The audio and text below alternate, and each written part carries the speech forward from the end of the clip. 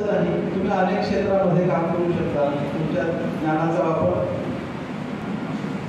अनेक ठिकाणी करू शकता. खूप शिकलेले विद्यार्थी असतात, उच्च विद्यापीठ असतात, परंतु त्यांना आपलं मत मांडता येत नाही. आपलं नॉलेज दुसऱ्याला देता येत नाही. आपल्याकडचं नॉलेज देण्याची ही कला तुम्ही इथं 2 वर्षामध्ये शिकलेला आहात.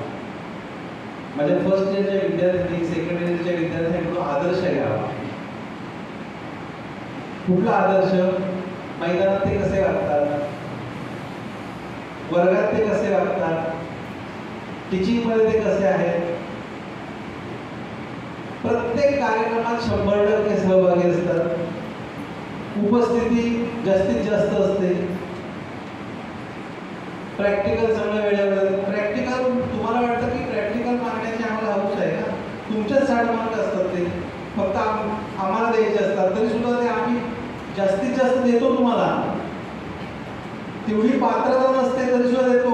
इन्स्पेक्शनला विचारा मॅडमना, येतात ते अधिकारी डाएटचे आणि विचारतात ह्या प्रॅक्टिकलला तुम्ही 9 मार्क कसे दिले, काय क्रायटेरिया आहे का? आम्ही काय उत्तर द्यायचं? तुमच्यामुळं आम्ही शिव्या खातोय, लक्षात ठेवा.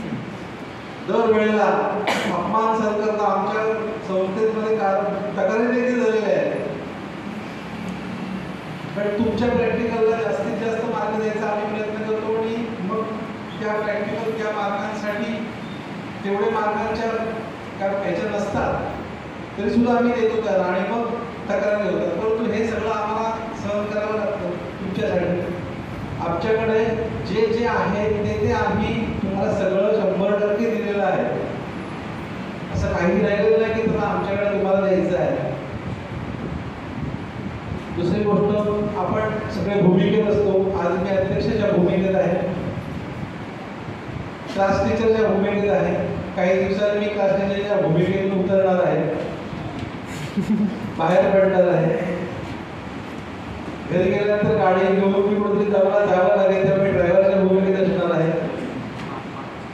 अशा कुटुंबात देखील अनेक भूमिका आपण करत असतो. म्हणून आपण असं कधी समजू नये की मी फार मोठा आहे, माझ्यापाशी ज्ञान आहे, मी उच्च विद्याविभूषित आहे आणि माझ्याकडे कोणीच ग्रेट नाही आहे, या खुर्चीवर माझे कलाकार कोणीच नाही, असं कधीही कोणी समजू नका.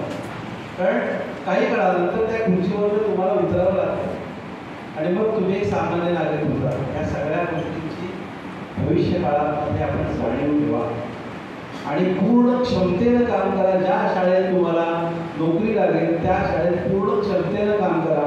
तुमच्यापाशी असलेलं सगळं नॉलेज विद्यार्थी